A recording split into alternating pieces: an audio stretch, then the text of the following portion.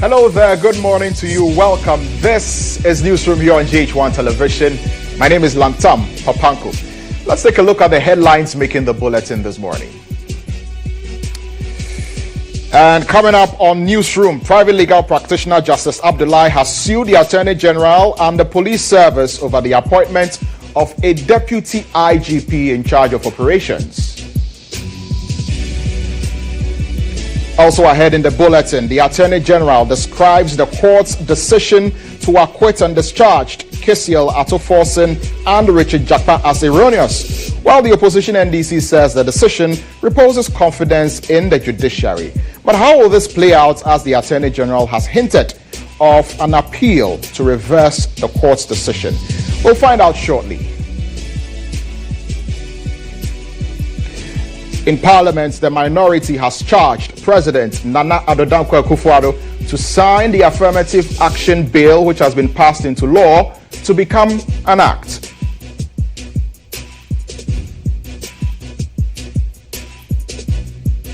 Well, in business, motorists to enjoy a reduction at the fuel pumps, as the IES is hinting of a reduction in fuel prices by the oil marketing companies.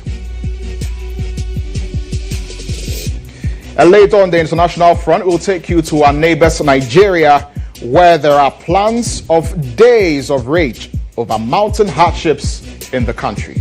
We've got details of all of these stories and more making the Newsroom Bulletin this morning. Do stay tuned.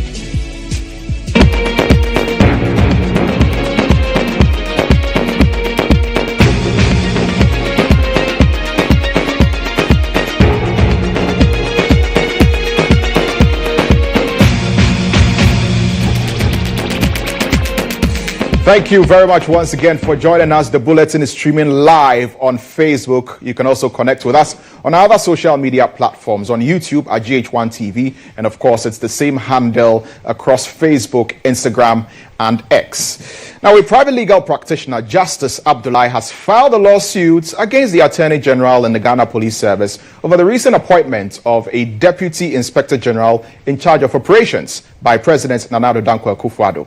He recently appointed a Commissioner of Police, Christian Tete GHOne, as Deputy IGP in charge of operations. In a writ dated 30th July, Mr. Abdullahi indicates that the appointment of COP GHOne is unconstitutional, null and void. He's also seeking an order restraining COP Christian Tete GHOne from acting or purporting to act as the Deputy Inspector General of Police in charge of operations. A further order restraining the Inspector General of Police or any command under him from accepting, relating to, and or issuing instructions or commands to COP Mr. Christian Tete GHOne is assumed in his assumed capacity as Deputy Inspector General of Police in charge of operations.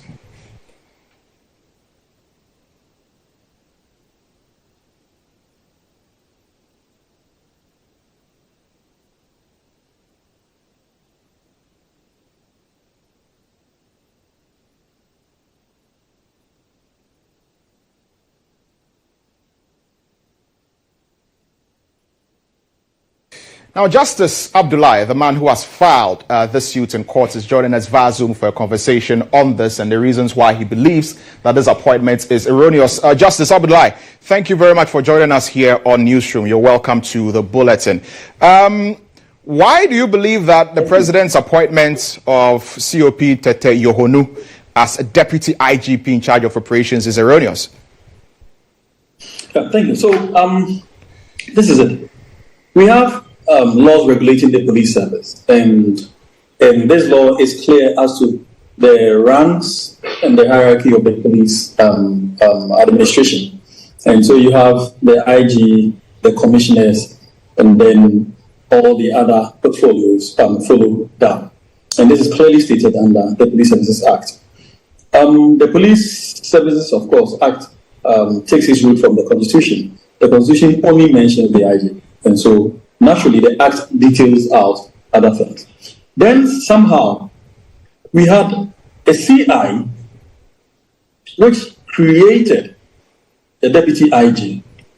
Now, granted that we would want to even accept a CI to create that big portfolio rather than the Act itself creating it, or even Constitution created it.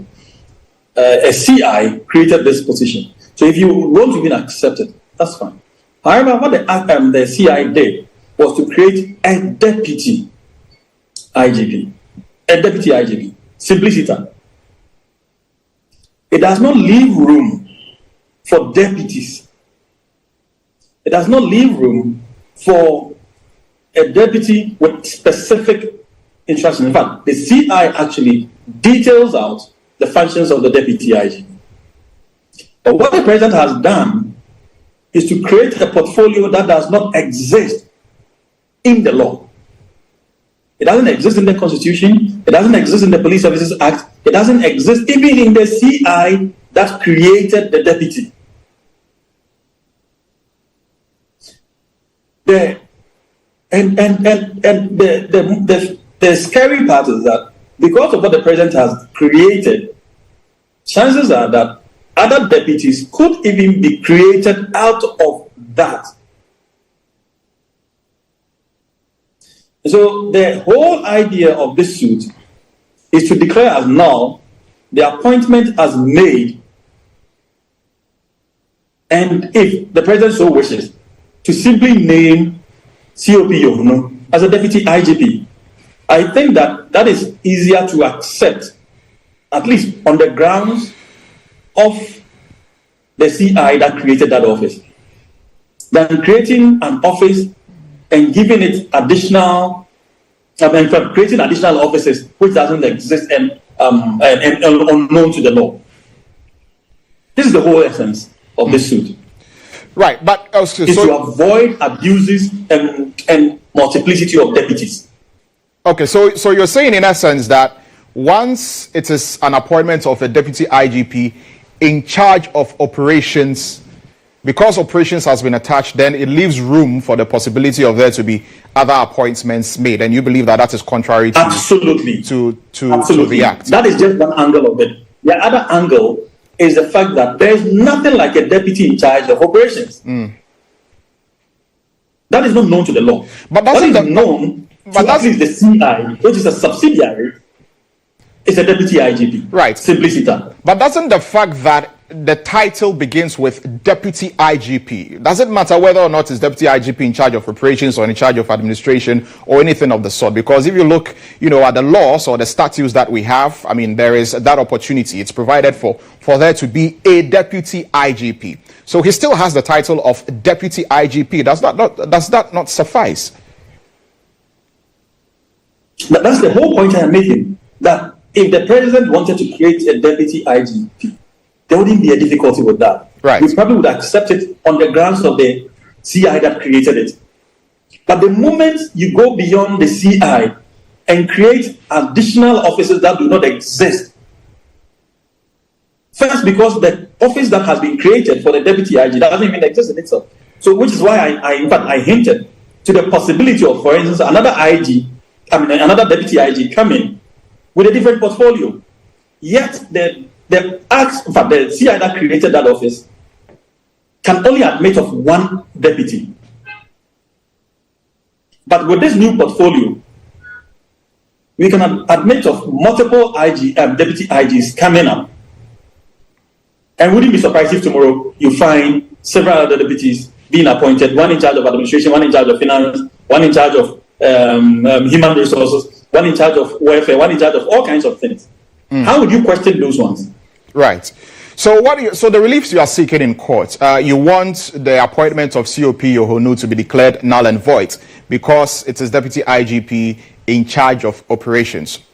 Is there anything else you are looking for? I think that makes it a bit personal, but that's not the essence. Right. So what's the essence? The whole essence is to declare a deputy in charge of operations null and void. Right. And in this place, if the Supreme Court would want to substitute that, or the government would want to substitute that and simply name COP GHOne as a deputy IGP, I think that would be something fantastic.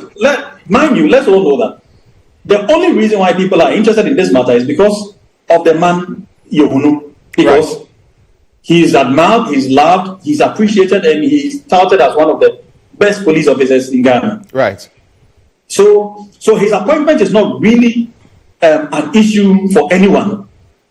But the portfolio that he has been given is what people, in fact, is what does not accord with the Constitution and indeed the Police Service Act, which is why all these questions are coming up. All right. So have you averted your mind to a provision, in our statutes?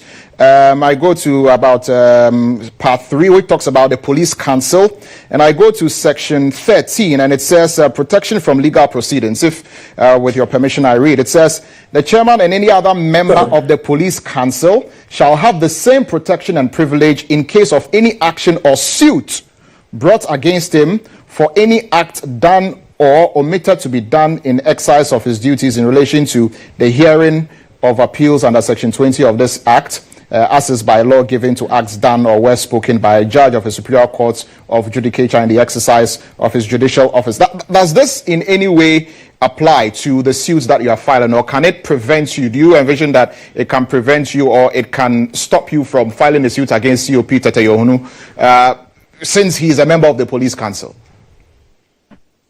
Absolutely not. It doesn't in any way address that issue at all. Indeed, what you are talking about is purely an issue dealing with the police council. But right. This suit is not against the police council. Right. This suit is against the police service itself. Right. Not the police council. Okay. And it's not against individuals, and that is why COP GHOne is not a defendant in this suit. Right. So it's purely directed at the police administration, and the police administration is capable of defending themselves in any suit brought against them. Right. And indeed, this is not the first time the police administration has been sued. So, yes, to that extent, yes, this does not apply to them at all. All right, very well. Justice Abdullahi, we'll leave the conversation here. We're grateful that you've spoken to us here on Newsroom. Absolutely, for God and country always. That's right. Justice Abdullahi there, he's a private legal practitioner, and he has filed a suit against the Attorney General and, of course, the Ghana Police Service concerning the appointment of COP GHOne as Deputy IGP in charge of operations.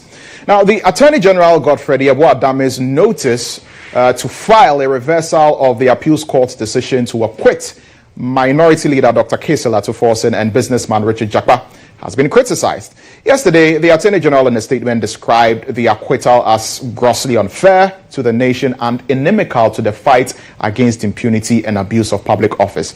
Now, yesterday, a panel of 3 in a 2-1 majority decision said Justice Ifiase Wasariboche's earlier ruling on submission of no case for the accused to open their defense was in error. Richard Jakpa spoke to GHOne TV shortly after that decision by the Court of Appeal. I've been vindicated by the ruling of the appeal court. I've always said that I'm an innocent man and I'm being persecuted for political reasons.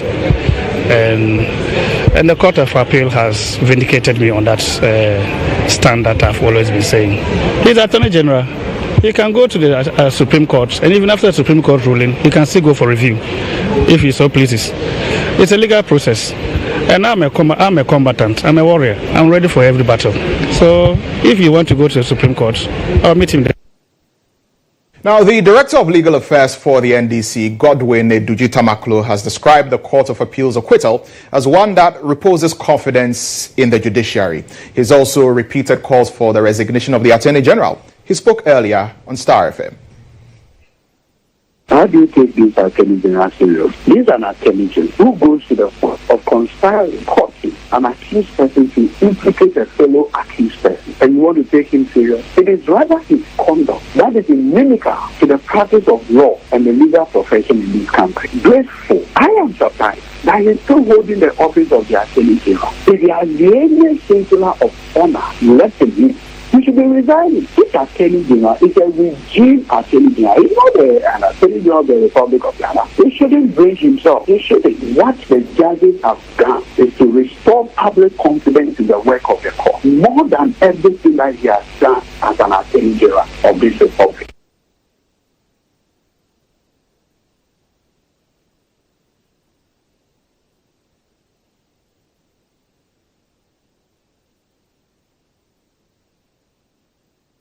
Now, the Attorney General, Godfrey Adame, in a statement shortly after the judgment, as we know, called the judgment decision or the decision of the Court of Appeal erroneous, adding that his office will promptly file an appeal in order to erase the effect of the erroneous decision, by the Court of Appeal. So joining us via Zoom to talk about this is a lawyer and former director of the Ghana School of Law, Kweku Ansah Asare. Mr. Ansah Asare, good morning. Welcome to Newsroom here on GHOne TV. We're very grateful for your time. Are you surprised by the Court of Appeal's decision? Is anything wrong with it? Good afternoon. Hello, Mr. Ansah, sorry, if you can hear me. I'm asking whether or not you were surprised by the Court of Appeal's decision. Okay, I can't seem to hear lawyer Ansah Asare on the line. He's a former director of the Ghana School of Law. We want to speak to him so that he'll help us understand, what this ruling really means, and of course get his reaction to some of the commentary that has been run in the aftermath of this decision. Mr. Ansah, if you can hear me, welcome to the bulletin. Okay, there still seems to be a problem with regard to this particular call that we wanted to place to Mr. Ansah Asare there. But if we take a look at the Attorney General's press release and how he described the decision of the Supreme Court, I'll just retrieve it and read a little bit of it for you so that you can understand exactly where the Attorney General is coming from with regard to the decision of the Court of Appeal and why he believes that it's erroneous and it should not be something that should be allowed to stand. It says the Office of the Attorney General considered the decision of the Court of Appeal to be perverse in the quest for public accountability and the rule of law. And he says the decision is heavily against the weight of the cogent evidence led by the prosecution in substantiation of all the charges against the accused person at the trial. And he goes on further to say that the Office of the Attorney General considers the decision of the Court of Appeal grossly unfair to the nation and inimical to the fight against impunity and abuse in public office. The office will promptly file an appeal in order to erase the effect of this erroneous decision of the Court of Appeal. You know that when the Court of Appeal makes a decision, the next line of action, if anyone wants to take that action, is at the Supreme Court, where the matter will finally rest. We'll work the line again and try and get the legal practitioner on the line so that we can speak to him as regards this. But moving on, the Ghana Police Service has arrested 5 persons in connection with a shooting incident that occurred in the early hours of Tuesday, 30th July 2024, leading to the death of 1 person and an injury to a police officer at Okanta near Nsawam in the Eastern region. The incident occurred when some police officers from the Eastern South Regional Police Headquarters in the company of complainant Daniel Dosu were ambushed by an unknown assailant while on their way to effect an arrest at Okanta. According to the police, an intelligence-led operation following the attack led to the arrest of the prime suspect, Daniel Kwe, who was later identified as one of the suspects the deceased complainant was leading the police to arrest. Further police investigations led to the arrest of the 4 other suspects, Anum Joseph, Joshua Abuaji, Kwesi Akwe, and Akwe Samuel, and also the retrieval of the weapon used by the suspect, Daniel Kwe. The body of the deceased has since been deposited at the police hospital morgue for preservation and autopsy, while the injured police officer has been treated and discharged from the hospital.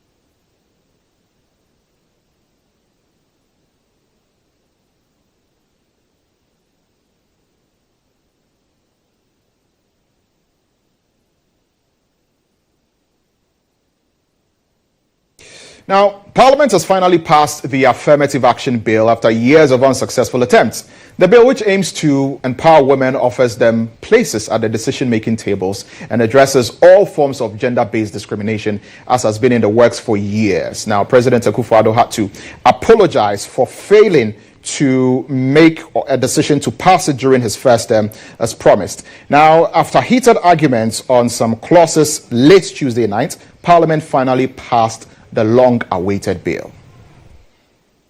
Duly read the third time, and Bill 2024, now Affirmative Action, Gender Equity Act 2024 duly read the third time and passed. So we've just started. Don't let's celebrate and don't really put in place the vision that we have created for the country. But more importantly, I hope that members will commit themselves to the constitutional reforms. We need to do more there to be able to create this free and just society we are looking for, to liberate more of our women, to be able to support us, to be able to develop Mother Ghana. With this, I thank all of you for your support, and may the good Lord continue to bless Ghana.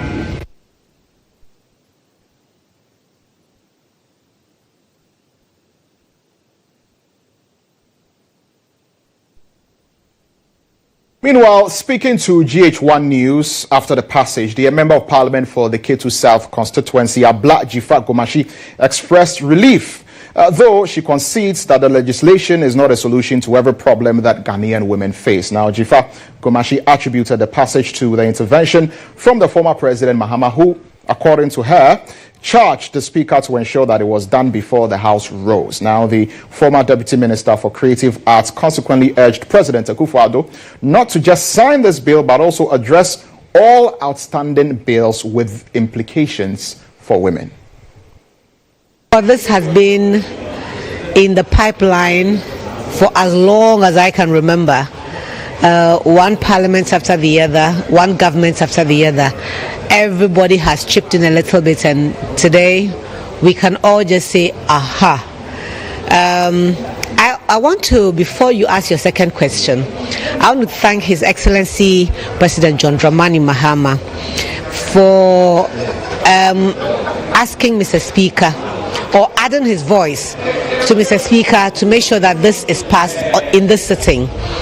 If you remember, when he met you, the journalists, Nuong Falong asked this question about the affirmative action bill, and John Dramani Mahama answered that he has told Mr. Speaker to do it quickly and leave it as a legacy before the end of this sitting. So I'm very happy that it's been done. I'm sure that His Excellency President Nana Addo Dankwa Akufo-Addo will sign this quickly. Hopefully he will sign all the other acts that are with him, bills that are with him. So that all of that, don't just single this out, all of that affect us women, so you can't choose and pick which ones you want to take credit for. You must up your game and live up to expectation, Your Excellency. Sign the bills, sign the bills, sign the bills. Not just this one. Well, the Member of Parliament for the Asokwa constituency, Patricia Apieje, also expressed joy over the passage of the affirmative action bill. And if you look into the bill, you see that there are schedules of targets to meet. And the first one is the SDGs, Sustainable Development Goals, the attainment of that one. But ultimately, we are looking at the 2067 African goal, sustainable goal to achieve.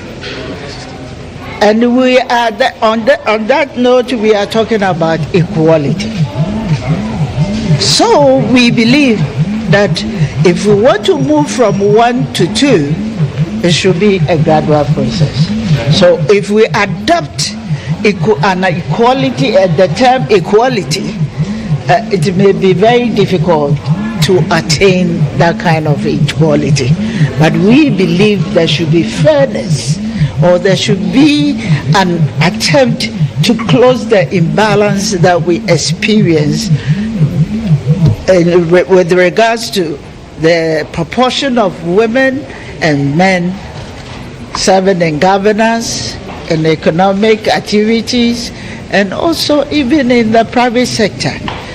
I'm highly elated, I'm highly delighted to know that we have seen the day, and the light is far shining on us as a country. Well, private legal practitioner and gender advocate Amanda Clinton says she hopes this bill will enhance female participation in politics. I support the affirmative action bill in terms of women's equality because I think overall it enhances the quality of life in Ghana, and just echoing what the Speaker of Parliament said, I think it was just yesterday, this is not just for women, but it's for Ghanaians in general and development. And, you know, I've been listening to the speakers before me, particularly in relation to, you know, girl power or girl programs, etc., which they have worked. And, you know, I have personally seen for myself, I think Ghana is even more advanced than some countries to some extent when it comes to women's rights. For instance, 13 years ago, I was at the Attorney General's Department, and, you know, I noticed over 85% of people at the Attorney General's Department were female. And that's a very powerful government department, and that precedent, I think, still stands in terms of the number of women. But this initiative is women holding significant positions in government, public life, and decision-making. And I do think it's important to put these things in law, because it's like reprogramming society until they get used to it. And it's also selecting women at the highest level. So I very much support it, and I definitely think that by 2030, we'll be having more than 50% of women in key decision-making roles, basically.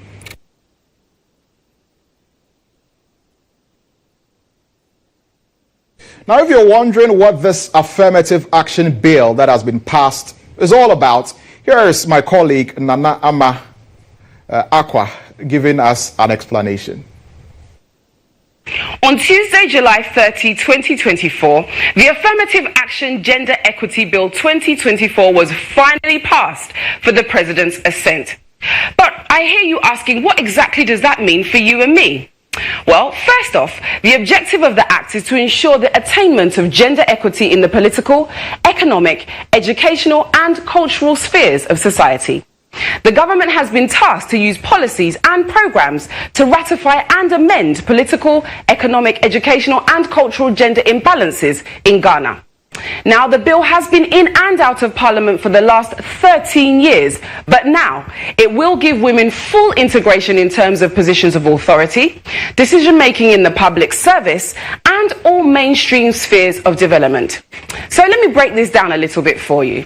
Gender equity in public service serves as an avenue for persons who feel they've suffered gender-based discrimination in any recruitment process, enabling them to be able to lodge a complaint with the committee. Now, when we move over to security services, a woman should not be subjected to discrimination regarding the recruitment and or oversight of job roles in all manners, especially leadership. When we look at the judiciary, there must be gender equity at all levels. Now, this is the same in Parliament, and there must be gender equity, especially regarding appointments. Now, when it comes to budgeting, it should be gender responsive, meaning there must be adequate resources allocated, no matter your gender. Regarding political parties, and this one will be of interest to you because we are moving into a political season, they must ensure that the equity standards set out in the bill are all adhered to. This also extends to the Electoral Commission, who must see to it that these standards are all adhered to. Now, in the private sector, there's expected to be gender equity policy, which is to be reviewed periodically at least every 4 years. So in essence, all elements of society are going to be affected by the passing of the Affirmative Action Bill. The bill also mentions the repercussions for those who disobey it. However, the main component of the bill is to protect women's rights and help them ascend corporate and political ladders without being hindered unnecessarily. Previously, there wasn't much one could do if they felt slighted due to their gender, but now there is something in place to aid an increasing gender equity in Ghana. The bill, which consists of 34 clauses and 6 schedules, seeks equal representation and participation of both women and men in governance, public positions of power, and all decision-making processes of the state. Therefore, Ghana is officially working towards the 2030 target of 50-50.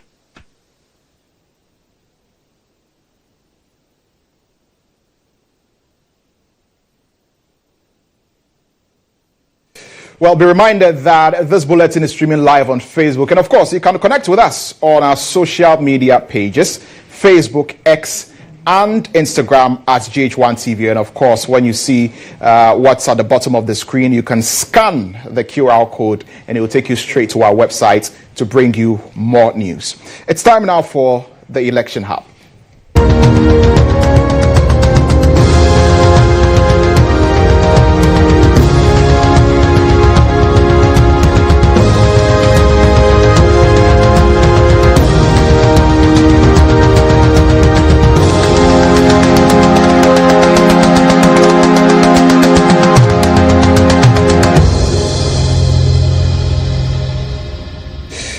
Flag bearer of the New Patriotic Party, Alhaji Dr. Mahmoud Bawumia, has urged electorates not to vote for his main opponent in the December 7, 2024 general elections. According to him, Ghanaians must elect a president who will take the country into the future. The vice president, who was addressing voters in Avrongo, described the opposition leader as a second-hand president.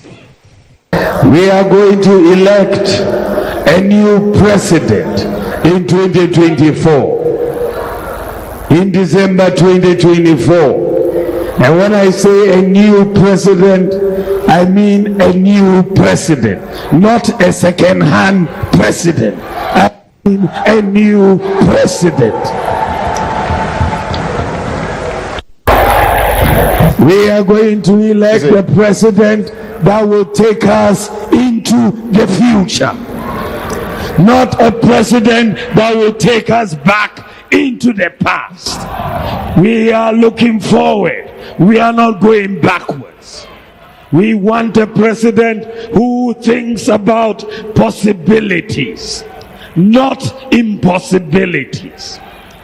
We want the Ghana to be a beacon for all African countries, for all the world to see what can be done with possibilities. Former President Mahama is a former president. Let us maintain him as a former president. The governing New Patriotic Party has responded to the opposition NDC's flag bearer John Mahama's description of the NPP as a useless one.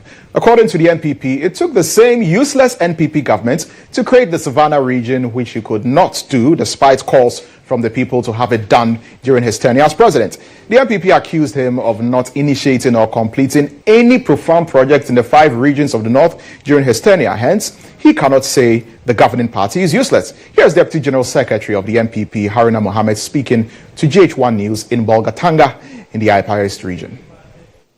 John Mahama is one person who insulted the memory of the people of Ghana, that we have short memories. Lo and behold, it turns out that he is the person that has short memories. This is the one person who has become a president of this republic before. Coming from the north, when he was president, we had 3 regions in the north.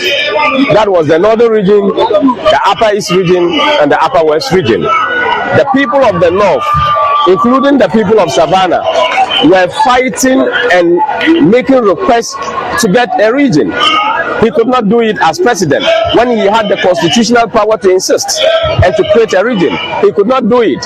It took a useless government, as he described, in quotes, to create a region for him in his own motherland, where he was born and birthed, and then he started his politics from. We created 2 regions out of the 3 northern regions to make it 5 northern regions. When he was the president of the Republic of Ghana, his works within the northern sector cannot be traced. He set up the Savannah Accelerated Development Authority. Not even a single project that we can trace within the Savannah enclave. the entire northern enclave, where it was described as the Savannah Development Authority. We can't trace even a single project. But today, we set up the Northern Development Authority. We have about 943 projects to our credit when it comes to the development of the northern sector. Secondly, when he came as a president, not even a single hospital was built in the land of the 5 northern regions. Today, when we came, we were able to complete the Eurojet projects. The Eurojet projects in the Upper East region, you look at the Upper East Regional Hospital, we completed that particular project. You go to the Upper West Regional Hospital, we completed that project. We completed the hospital project for Sola, we completed the hospital project for Bole, where he comes from. These are projects that we inherited in terms of the Eurojet project. We completed them. Well, and that's it for the Election Hub stories on the newsroom.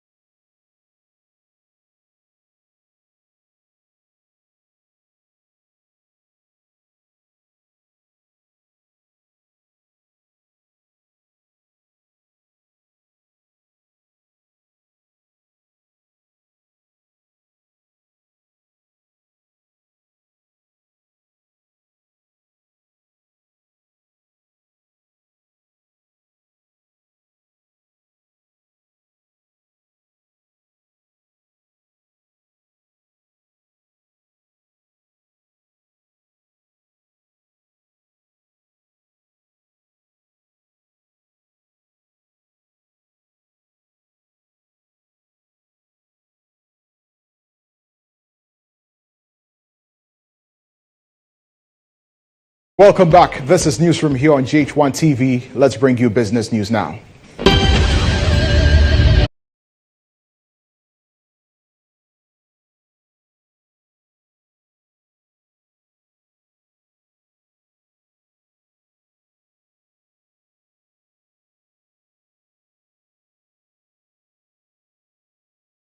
Institute of Energy Security, the IES, is forecasting a reduction in petroleum products at the oil marketing companies across the country in the first window of the month of August 2024.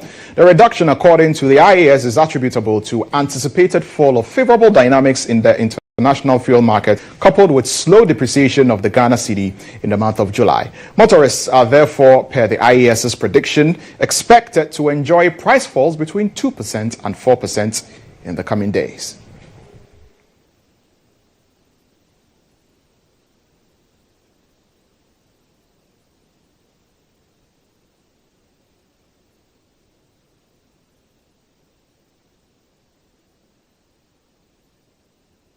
So joining us via Zoom is energy analyst Dr. Shafiq Suleiman. He's a lecturer at the Institute of Oil and Gas Studies at the University of Cape Coast. He's joining us for a conversation on this. Doc, thank you very much for joining us here on the Newsroom. What is your reaction to this prediction that is being made by the IES of a possible reduction by about 2 or 4% in the month of August when it comes to fuel prices?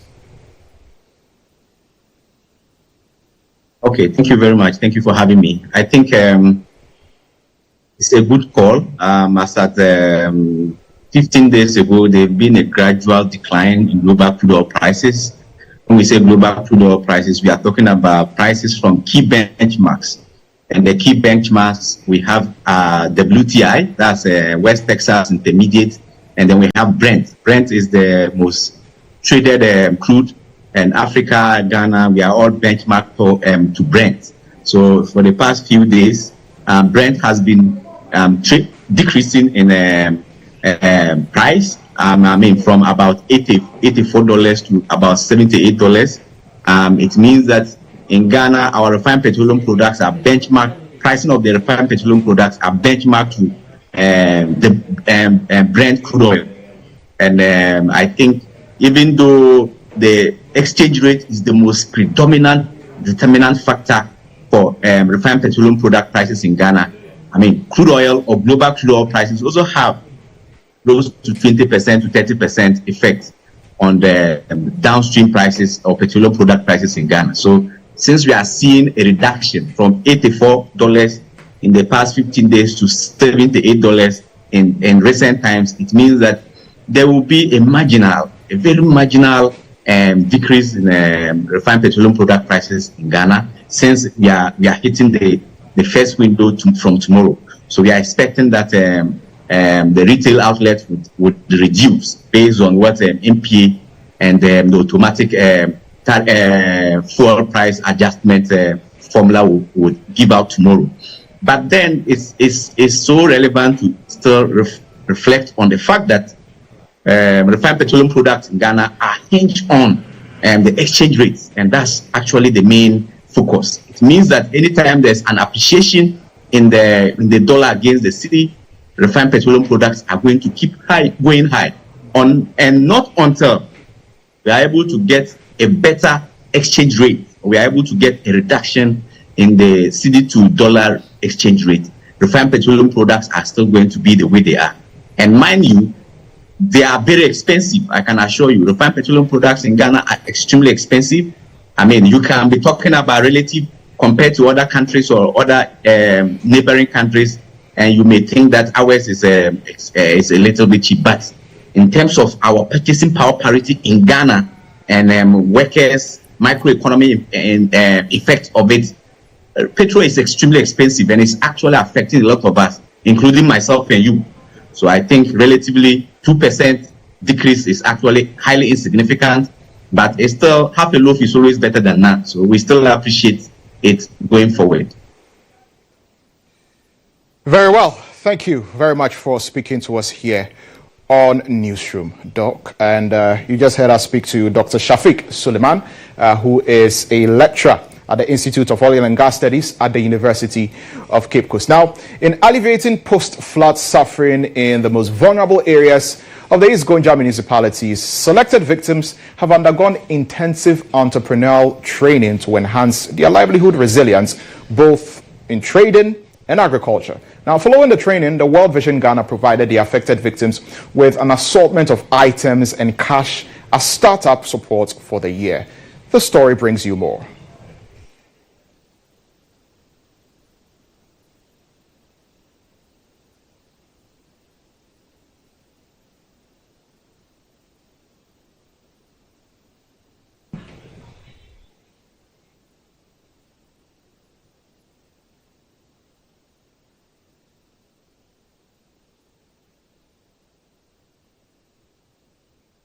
2023, over 4,500 residents living along the White Volta Lake in northern Ghana were severely impacted by flooding caused by the spillage of the Bagri and Bui dams. Their homes were submerged and their livelihood activities were disrupted. The communities, particularly in East Gonja, suffered an estimated impact of over 1 million Ghana cedis. The affected residents, who were already vulnerable, faced long-term challenges, including the risk of hunger.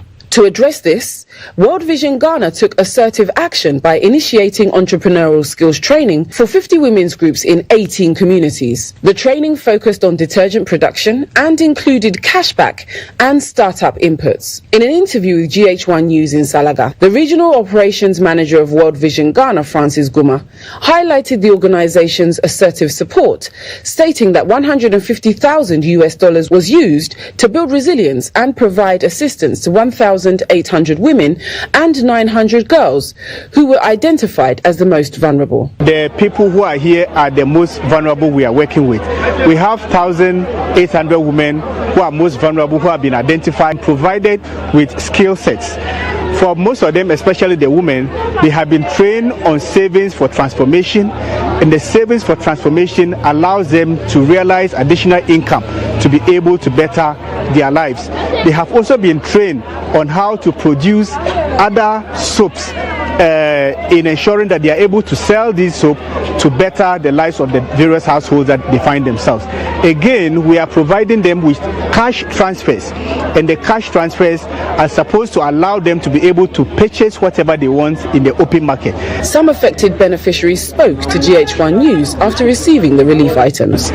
Nti ama se juma ubeyansa na unsabe ko wanu na ubetumi dia hwakwala no eno so ayedin amaye nti where vision for no bae no omo de nsa no adwuma ewo mo ahudu eno mo de breye especially liquid soap no ebetumi de bibi kakra bi na amaye bebre enti samehwa ebetumi amaye mfaso etimi so pa makwechire makorvens pa na me budget amiye ni nyina akwechire na nka my leaders one ekom no World Vision omu komodie mu ye kasa ye omusi ye maya kuma ntoyeyem omuse emwa kakra na omwo se ombeboa ye ayeso ya kuma betoyeyem no ommeboa ye na yeso ye hese bi echeye emimu dwi se emmam enokre na nyame adom ende The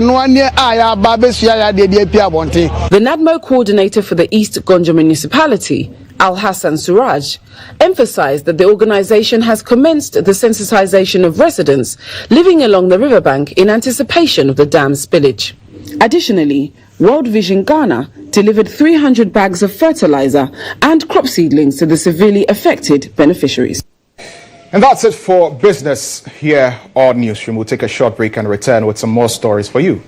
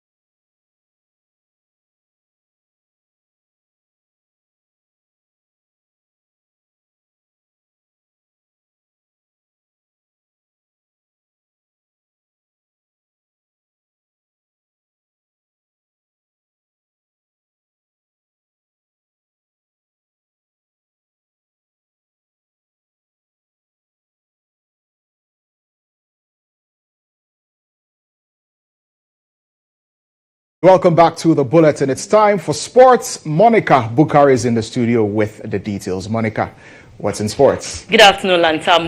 The Phobians have embraced a new chapter by unveiling a 3-story building as their headquarters. I've got details on this, plus many others making headlines as far as the Olympics is concerned, so do stay tuned.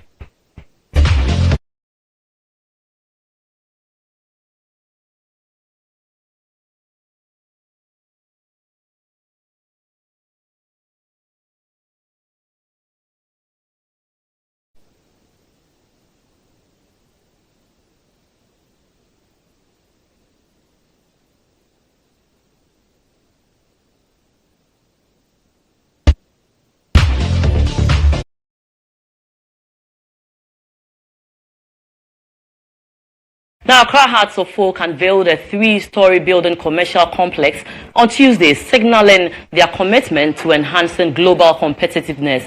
The board of directors, led by majority stakeholder Togbe Afede, the 14, along with board members Vincent Soa Odote and Akwesi Ajiman, CEO of the Ghana Tourism Authority, inspected and took possession of the facility. Togbe Afede, the 14, addressing recent poor performances, including relegation battles in the past 2 seasons, assured fans of upcoming improvements. Let's take a lesson.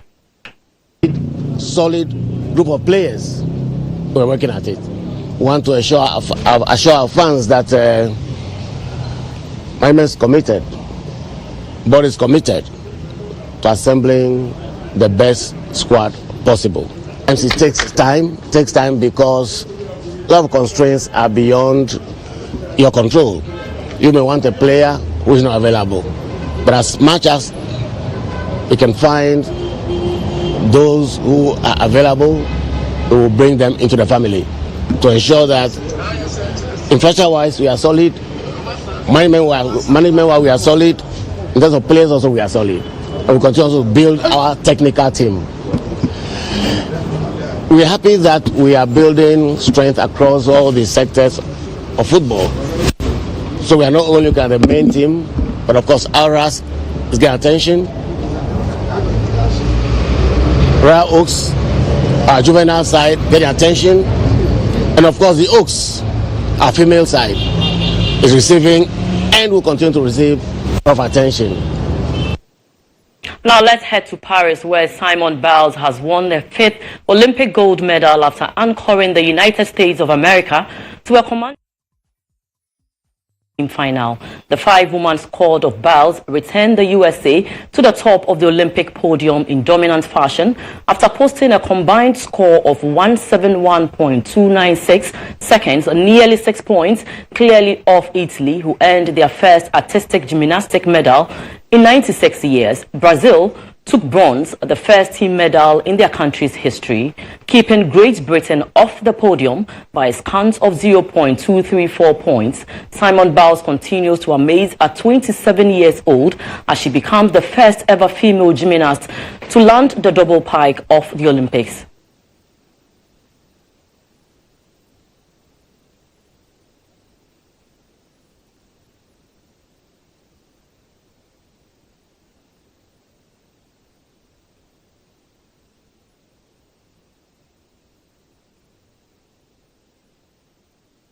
Do join us here at 1 p.m. for more sport here on GHOne TV and Star FM. My name is Monica Bukhari. Back to you, Lantam.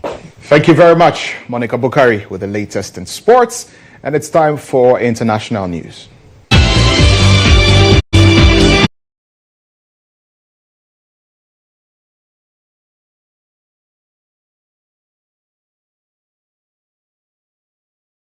Led by Take It Back movement are preparing for 10 days. This Thursday to demand government action on soaring living costs.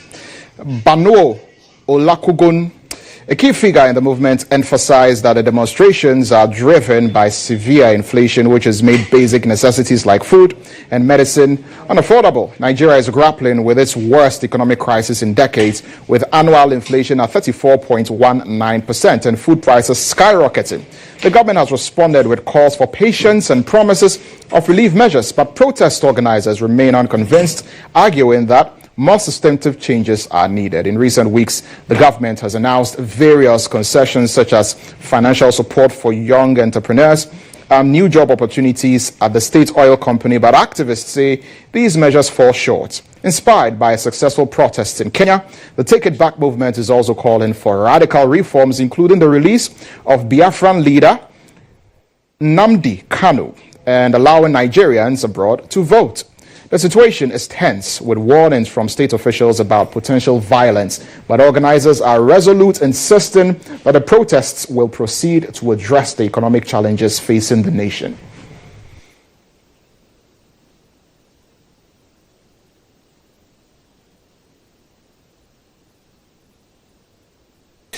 Well, that's it for Newsroom here on GHOne Television. We're grateful for your time. For more news, you can scan the QR code and also log on to starfm.com.gh. My name is Lantam Papanko. Have a good day.